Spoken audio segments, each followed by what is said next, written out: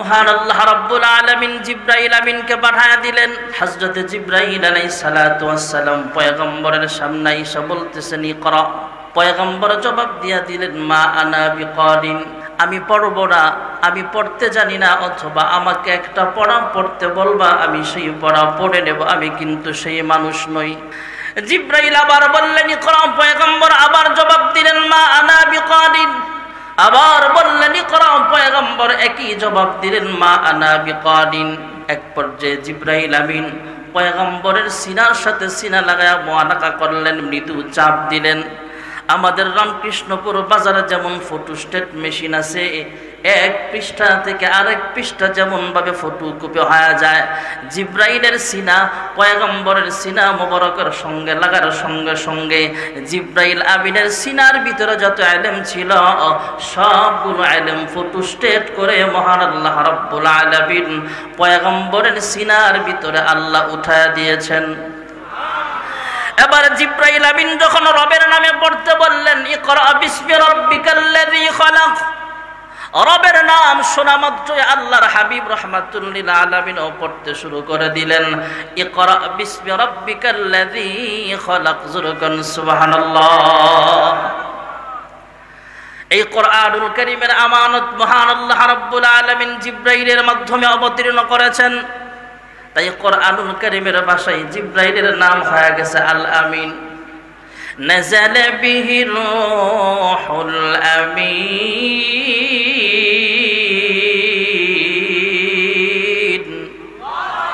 মানুষ আন্দাজে আওয়াজটা হয় না, আরেকটু মোহাব্বতে জোরে আল্লাহু আকবার। এদেশে আল্লাহু আকবারের সুরে সূর্য উঠে, এদেশে আল্লাহু আকবারের সুরে সূর্য ডুবে, এদেশের মাল্লা মাঝি কৃষক শ্রমিক সবার ছোটে শোনো রে লা ইলাহা ইল্লাল্লাহর জিকির উঠে। ঠিক না বে ঠিক?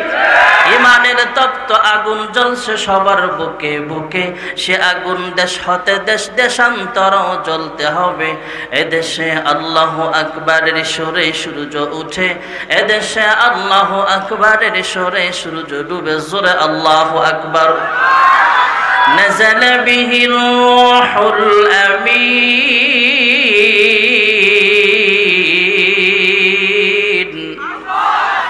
কোরআনুল কারীমের ভাষায় জিবরাইলের নাম আল আমিন।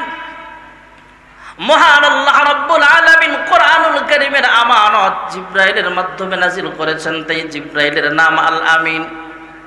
যে মক্কাতুল মুকাররমায় সর্বপ্রথম আল্লাহ রাব্বুল আলামিন কোরআনুল কারীম অবতীর্ণ করেছেন, যে মক্কাতুল মুকাররমায় এমন একটা ঘর বানাইছেন যে ঘরের দিকে তাকায়া থাকলো আমলনামায় সব লেখা হয়ে যায়।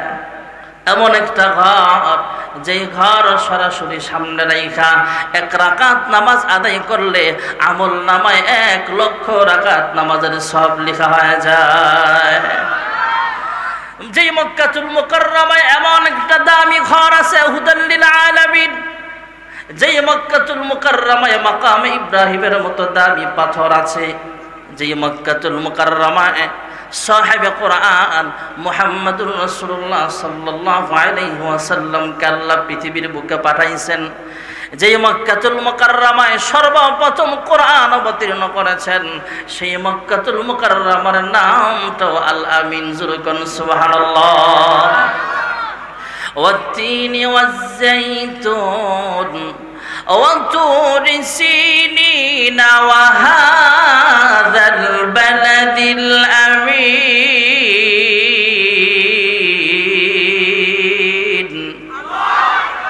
কোরআনের আমানত জিবরাইলের মাধ্যমে আল্লাহ অবতীর্ণ করেছেন, তাই জিবরাইলের নাম হয়ে গেল আল আমিন।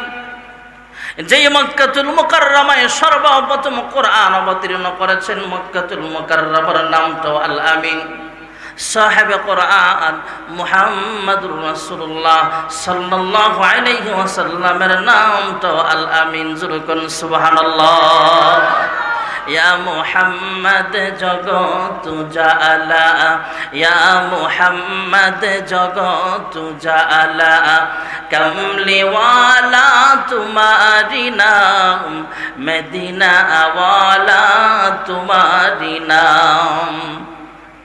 এই পৃথিবীর নামেরই ঢঙ্কা, এই পৃথিবীর নামেরই ঢঙ্কা, সবারই সেরা তোমারি নাম, কৌসরওয়ালা তোমারি নাম। ফকির দরবেশ বাদশাগণের, ফকির দরবেশ বাদশাগণের গলারি মালা তোমারি নাম, কমলিওয়ালা তোমারি নাম। লৌহে মাহফুজে আছে যে লেখা, লৌহে মাহফুজে আছে যে লেখা, মিমেরি দ্বারা তোমারি নাম, আলামিন উপাধি তোমারি নাম। লা ইলাহা লা ইলাহা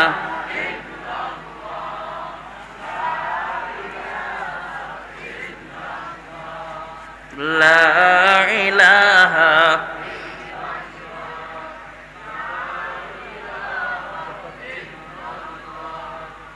লা ইলাহা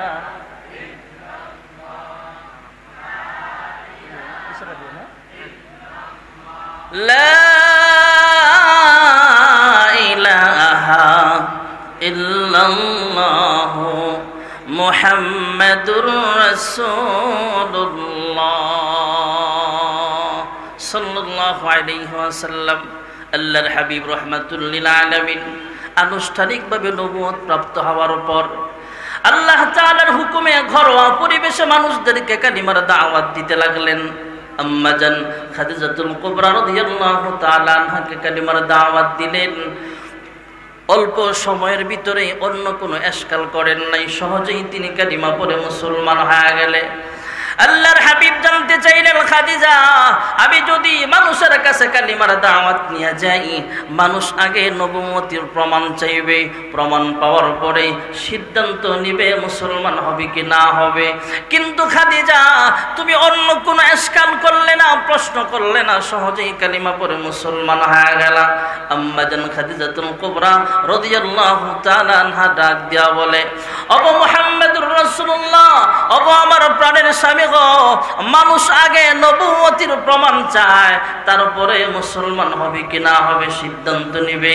আর আমি খাদিজা বহু আগে থেকেই সিদ্ধান্ত নিয়ে অপেক্ষায় ছিলাম, আপনি কখন বলবেন নবুয়ত প্রাপ্ত হয়েছেন, আর আমি খাদিজা সঙ্গে সঙ্গে কালিমা পড়ে মুসলমান হয়ে যাব। আল্লাহর হাবিবের ছোট্টবেলার বন্ধু ছিলেন হযরত আবু বকর।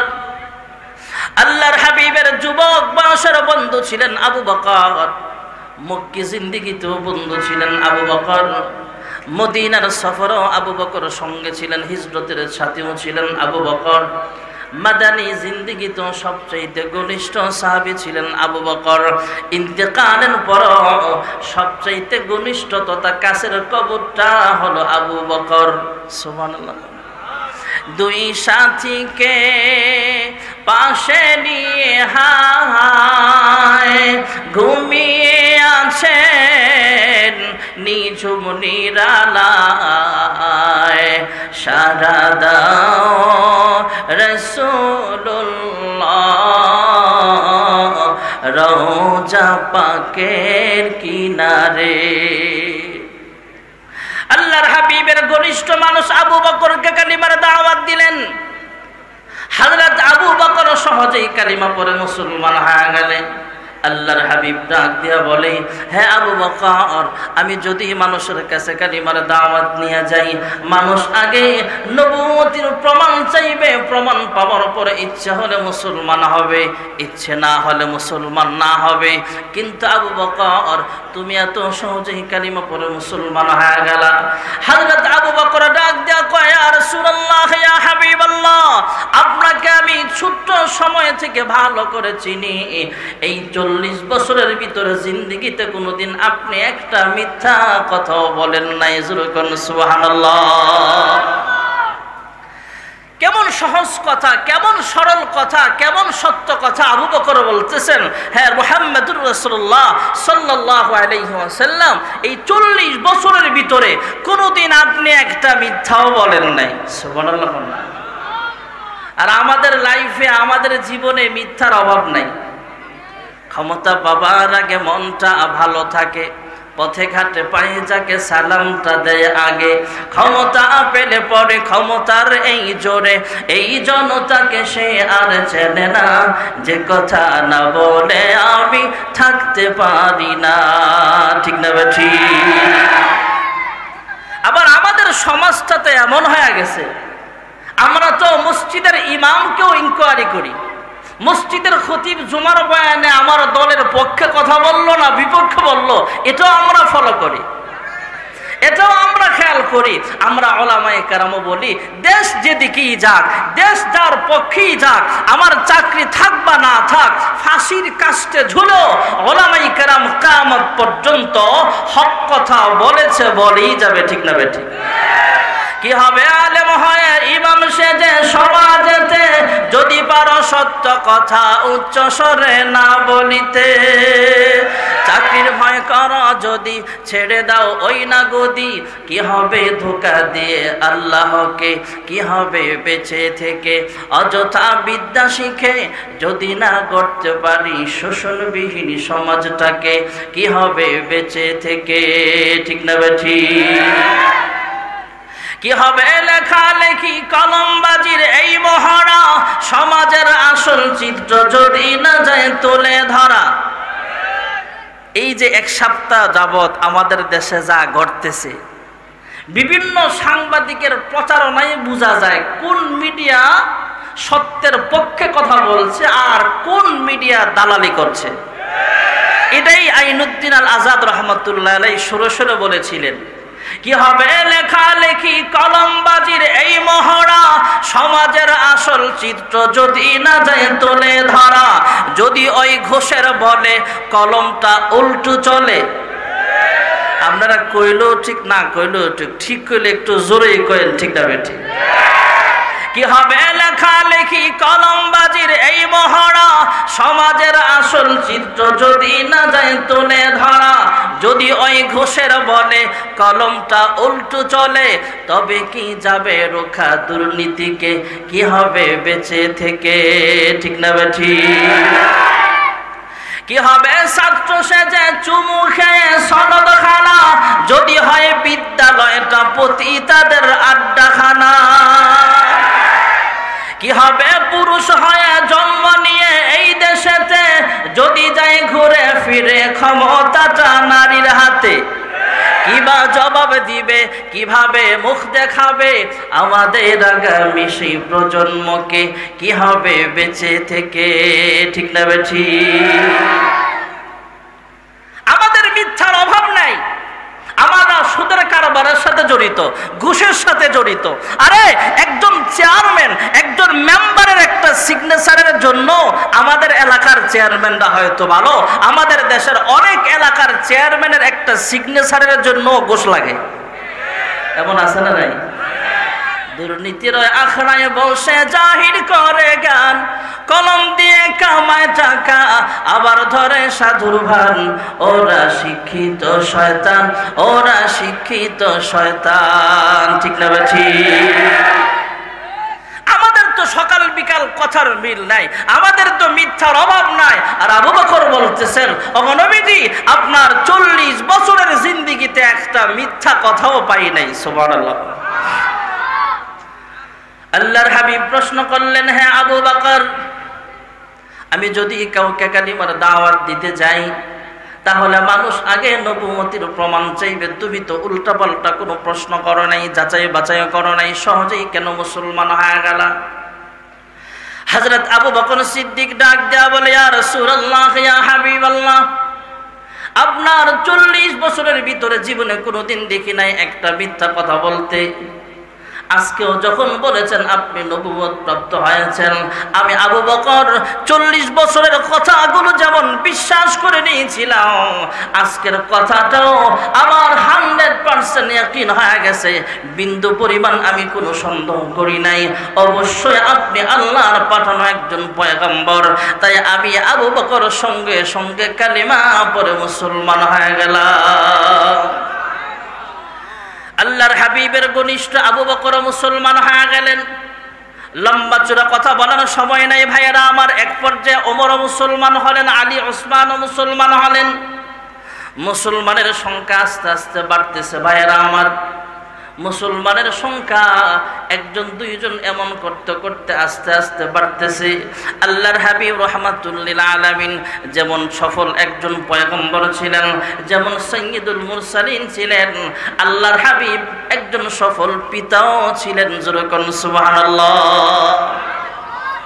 আমাদের যেমন সংসার আছে, আল্লাহর হাবিবেরও সংসার ছিল। আল্লাহ ছেলেও দান করেছেন, মেয়েও দিয়েছেন। সুবহানাল্লাহ বলে। যদি বলা হয় পৃথিবীতে একজন দামি শিশুর নাম বলো, তাহলে বলতে হবে মুহাম্মদের নাম।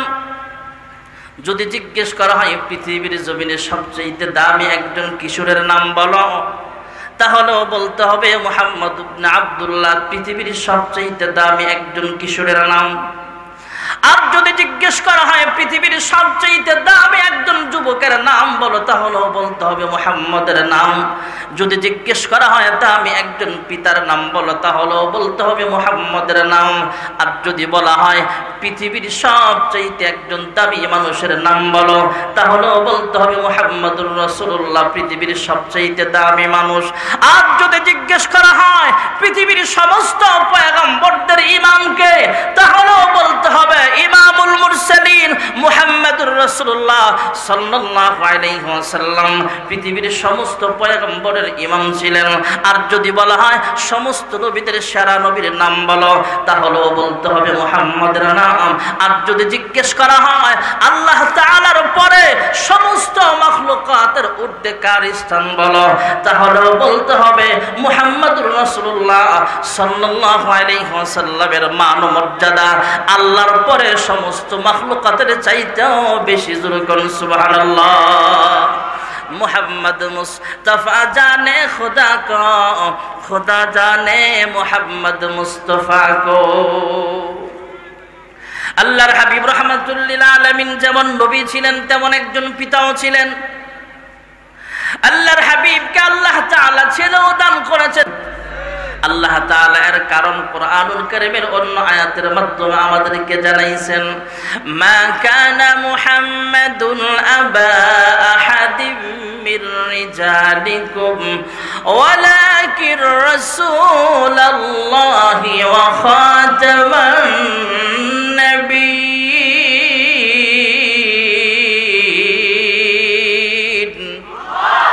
আল্লাহ তাআলা বলেন আপনাকে আমি কোন রিজাল, আরবিতে রজুল রিজাল হলো পুরুষ, ছেলে সন্তান যখন নাবালেগ থাকে তাকে পুরুষ বলে না, তাকে ছোট সন্তান ছেলে বলে, কিন্তু পুরুষ বলে না।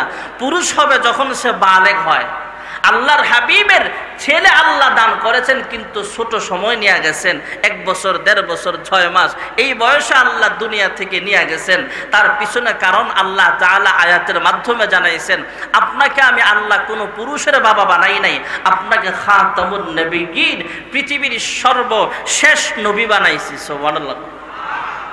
আমাদের বাংলাদেশেও কিছু সাতিমে রাসূল আছে যারা বিশ্ব নবীকে খাতামুন নবিয়্যিন মানতে চায় না, এমন আছে না নাই? আর আমাদের সমাজে তো আমরা এখনো ওয়াহাবি সুন্নি লয়ে মারামারি করি। আপনাদের কি বলবো, আমার জন্মটাই এমন একটা গ্রামে, এক সময় ওয়াহাবি সুন্নি লয়ে পিটাপিটি করতো মানুষ, কে পাঁচকুল্লি পড়ছে, কে ফুরা টুপি পড়ছে, এগুলো নিয়ে মারামারি করতো। আমাদের এগুলো ঝগড়া করার এখন আর সময় নাই।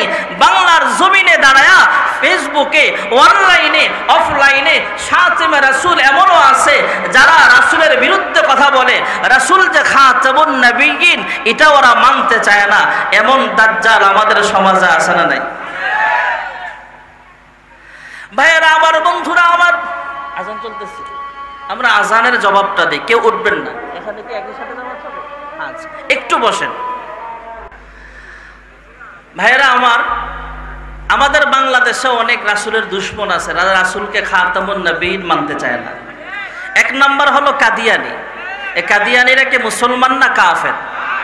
একজন লোক আল্লাহকে আল্লাহ মানছে, রাসূলকে রাসূলও মানছে, কিন্তু রাসূলকে খাতামুন নবীয়্যিন মানে নাই, সে কি মুসলমান না কাফের?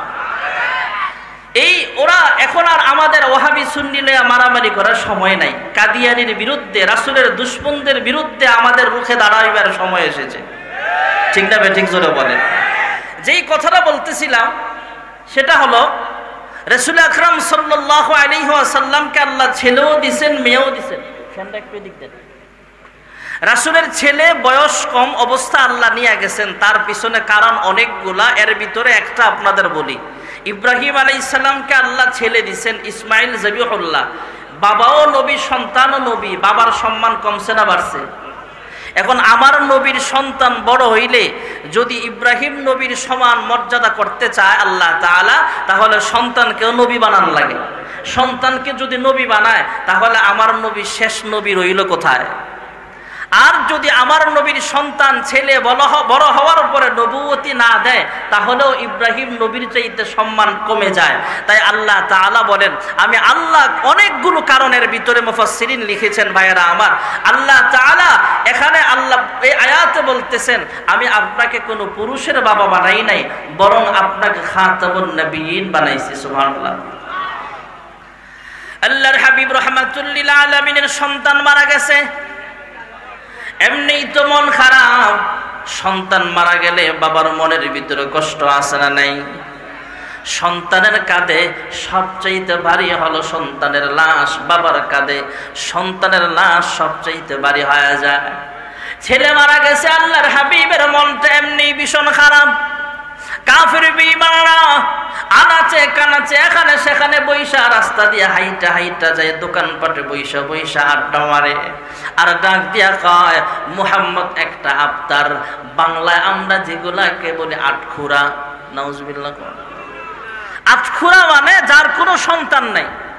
আল্লাহর হাবিবের তো সন্তান ছিল, ছেলেও ছিল, মেয়েও ছিল, তবে মেয়েগুলোর হায়াত লম্বা হলো, ছেলেগুলোর হায়াত আল্লাহ কমায় দিছে। এর ভিতরে আল্লাহ অন্য রহস্য লুকায় রাখছে। কিন্তু কাফেররা গালি দিত এভাবে, আফতার বলে, আরবিতে আফতার, বাংলায় বলে আমরা আটখুরা। আরো অনেক কথা আছে এর ভিতরে। নির্বংশ আমরা বলি না, এর কোনো বংশ প্রদীপ জ্বালাইবার মতো কেউ নাই, এর ছেলে নাই, এমন কথা অনেকে বলে, সমাজে আছে না নাই? এইসব কথা বলবেন না। ছেলে দিছেন আল্লাহ, মেয়ে দিছে কে? আল্লাহর হাবিব কখনো ছেলের ব্যাপারে বলে নাই ছেলে হইলে জান্নাত, কিন্তু মেয়ের ব্যাপারে বলেছেন একটা মেয়ে তুমি আবেদা বানাও, আল্লাহর আবেদা বানাও, আলেমা বানাও, হাফেজা বানাও, আল্লাহ তোমাকে একটা জান্নাতের মালিক বানায় দিবে। আল্লাহর হাবিবের ছেলে আছে, মেয়েও আছে, কিন্তু ছেলেগুলো ছোট্ট অবস্থাতে মারা গেলে কাফেররা কি ডিসাইজ করে ঠাট্টা বিদ্রুপ করে বলে মুহাম্মদ একটা আফতার, মুহাম্মদ একটা নির্বংশ, মুহাম্মাদের ভবিষ্যতে কেউ নাম নেওয়ার মতো কেউ থাকবে না। আল্লাহর হাবিবের মনটা আরো ভীষণ খারাপ। মহান আল্লাহ রাব্বুল আলামিন কাফেরদের এই কথার পরিপ্রেক্ষিতে আল্লাহর হাবিবের মন খুশি করার জন্য আমার তেলাওয়াতকৃত 3 আয়াত বিশিষ্ট সূরা সূরাতুল কাউসার দিয়া হযরতে জিবরাইল আমিনকে পাঠিয়ে দিলেন। জিবরাইল আমিন পয়গম্বরের কাছে আয়েশা সূরাটা শোনায়া দিলেন।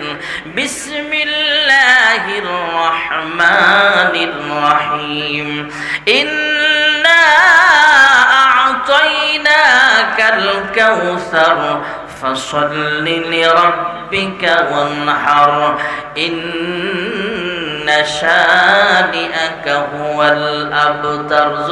سبحان الله। إنا أعطيناك الكوثر। কাউসারের অনেকগুলো ব্যাখ্যার একটা ব্যাখ্যা হলো আমি আপনাকে হাউজে কাউসার দিলাম। হাউজে কাউসার এমন একটা পানীয়, এমন একটা পেয়ালা হবে ভাইয়েরা আমার, এমন একটা শরবত আল্লাহ পানি পান করাবে। হাসরের মাঠে একবার যখন হাউজে কাউসারের পানি পান করব, 50,000 বছর পর্যন্ত ক্ষুধাও লাগবে না, পিপাসাও লাগবে না। সুবহানাল্লাহ। আরেকটা ব্যাখ্যা বলেই শেষ করে দিব ভাইয়েরা আমার। আল্লাহ তাআলা বলে ইন্না আ'তাইনাকাল কাউসার, কাউসারের আরেকটা ব্যাখ্যা হলো কাসরাতে উম্মত। ওগো পয়গম্বর, আমি আল্লাহ আপনাকে উম্মত বানায়া দিলাম। আপনার ছেলে নেই, আপনার ছেলে সন্তানটা দুনিয়া থেকে বিদায় হয়ে যাওয়ার পর কাফেররা বলে আপনার নাম নেওয়ার মতো কেউ নেই, আপনাকে নির্বংশ বলে গালি দেয়, আপনাকে আফতার বলে গালি দেয়। ওগো পয়গম্বর, আপনাকে কোনো পুরুষের বাবা বানাই নাই, তবে খাতাবুন নবীন আপনাকে বানাইলাম। আপনাকে আমি আল্লাহ তাআলা এমন উম্মত বানায়া দিলাম, সব নবীর চাইতেও বেশি উম্মত নিয়ে আল্লাহর হাবিব হাসরের মাঠে দাঁড়াবে। জোরে করুন সুবহানাল্লাহ।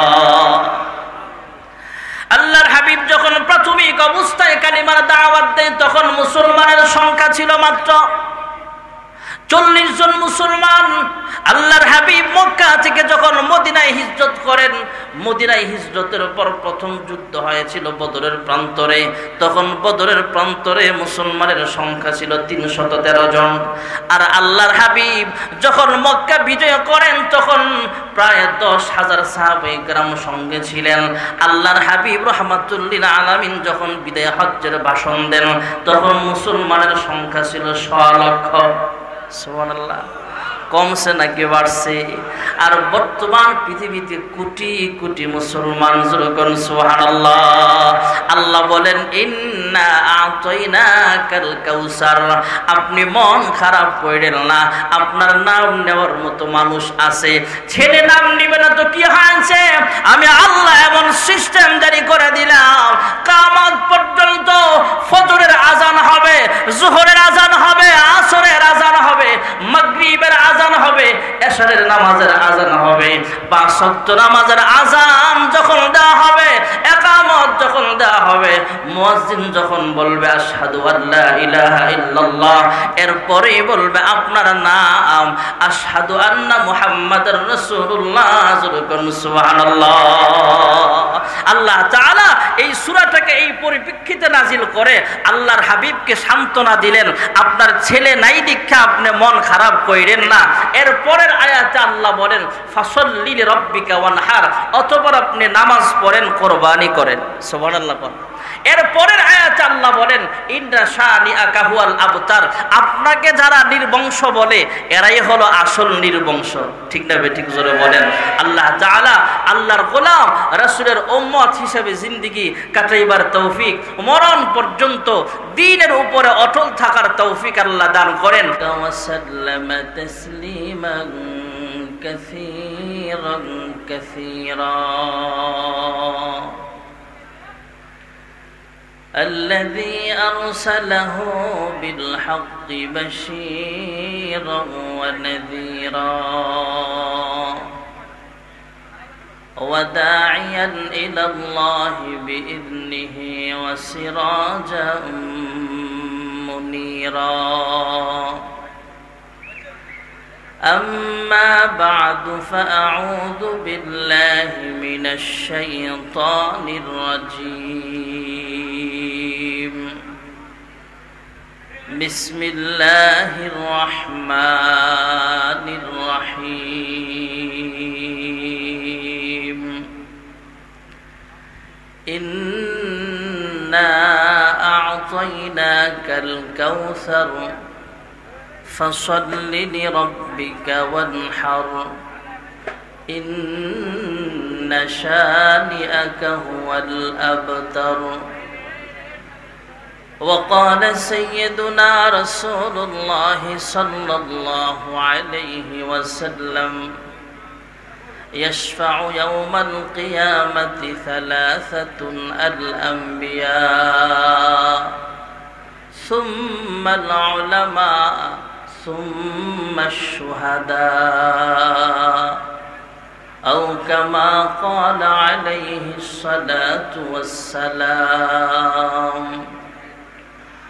وقال تعالى إن الله وملائكته يصلون على النبي يا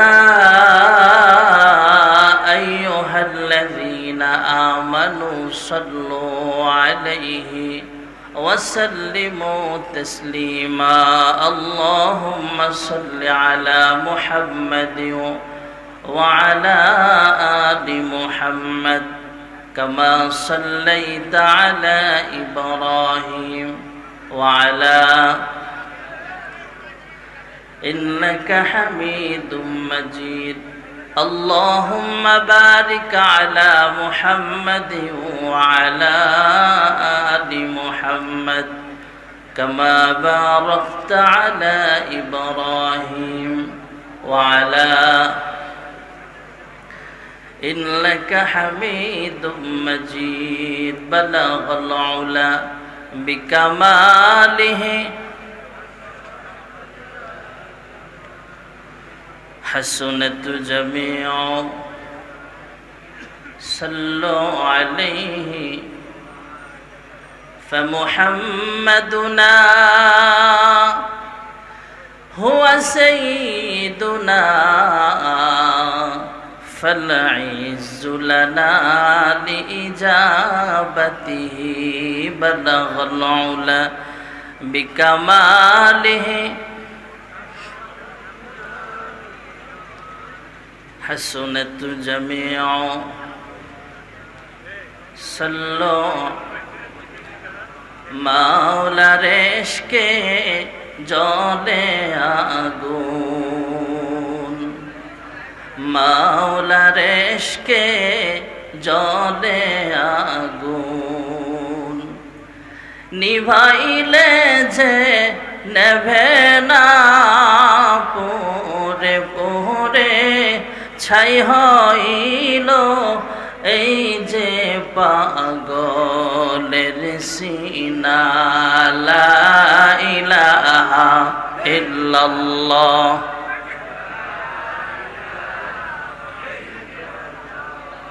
লা ইলাহা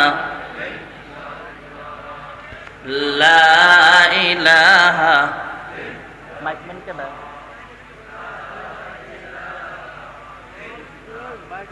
আছে এই বক্স সাউন্ড করে বানাতে মনিটর তো মোহাব্বত জোরে জোরে লা ইলাহা ইল্লাল্লাহ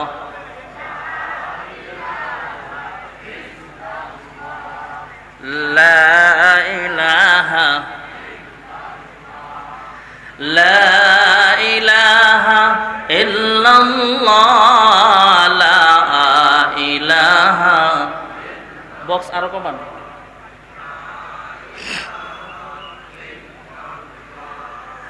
লা ইলাহা ইল্লাল্লাহ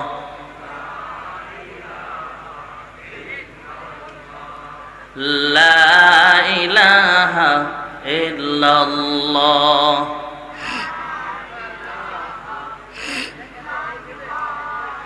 লা ইলাহা ইল্লাল্লাহ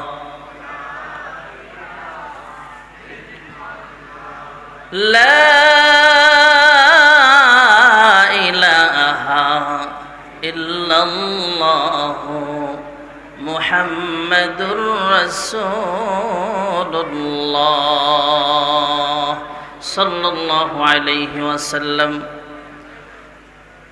ওলামা ঐক্য পরিষদ ও রামকৃষ্ণপুর এলাকার যুব সমাজের উদ্যোগে আয়োজিত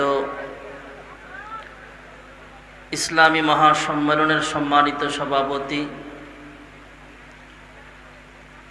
অসংখ্য আলেমের উস্তাদ আমার উস্তাদ আলহাজ মাওলানা মুতালিব খান সাহেব সহ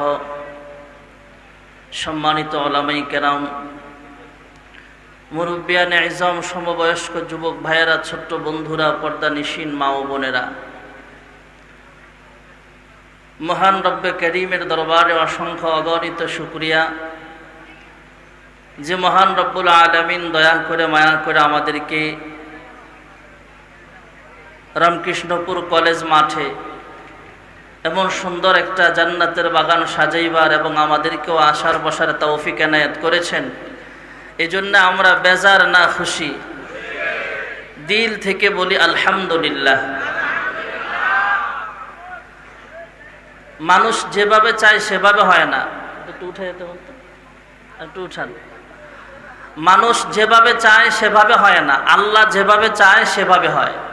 বলেন, মানুষ যেভাবে চায় সেভাবে হয় না, আল্লাহ যেভাবে চায় সেভাবে হয়। আমরা তো সুন্দর প্যান্ডেল করা হয়েছে, আয়োজন খুব সুন্দর করা হয়েছে। আল্লাহ তাআলা আসরের সময় থেকে এমন একটা বৃষ্টি দিল যে যুবকদেরকে আরেকটু ব্যস্ত করে দিছে। এদিক সেদিক থেকে পানি হিসতেছে, পানি সরাইতেছে, কাদামাটি সরাইতেছে, বালু আইনা ভরাট করতেছে। এই যে একটা পরিশ্রম করতেছে যুবকেরা, আল্লাহ তাআলা আয়োজক এবং আমরা যারা আসলাম এই মাহফিলটাকে আমাদের নাজাতের জরিয়া বানায় দাও সকলে বলে আমিন। আল্লাহ যেভাবে চায় সেভাবে হয়। আমিও যে আসছি আজকে বক্তা হিসাবে না, শ্রোতা হিসাবে। আমি 100% শিওর আমি আসছি, মুহিব খান আসবেন, আরো বড় বড় ওলামায়ে কেরাম আসবেন। আমি বয়ান শুনতে আসছি, শ্রোতা।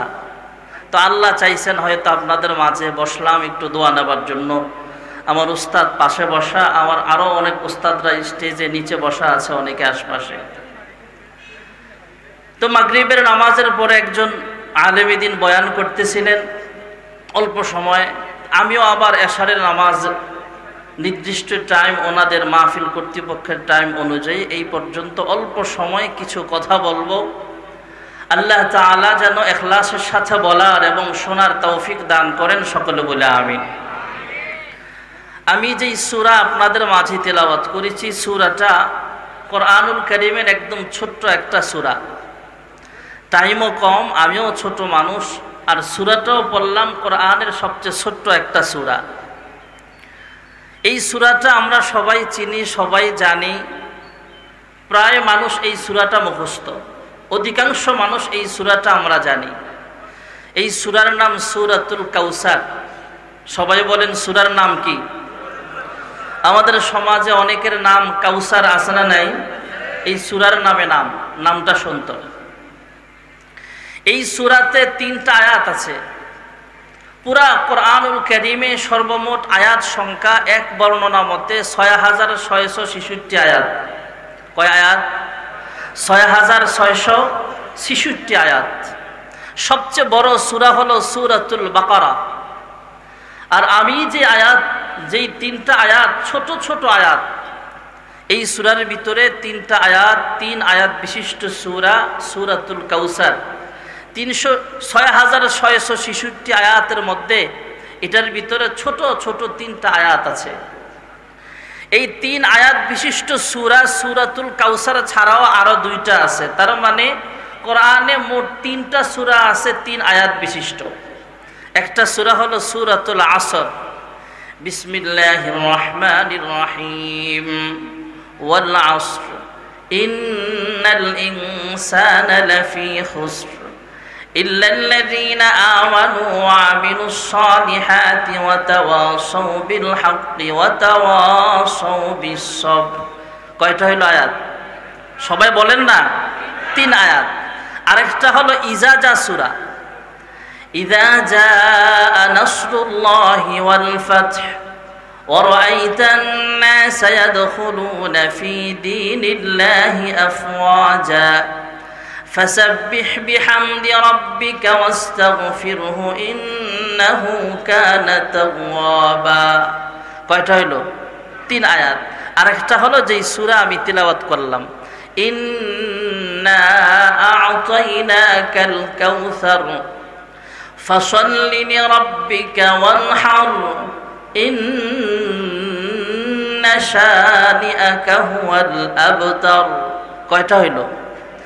আল্লাহ তাআলা কোরআনের আয়াতগুলো একসাথে আসমান থেকে সরাসরি রাসূলের কাছে পাঠান নাই।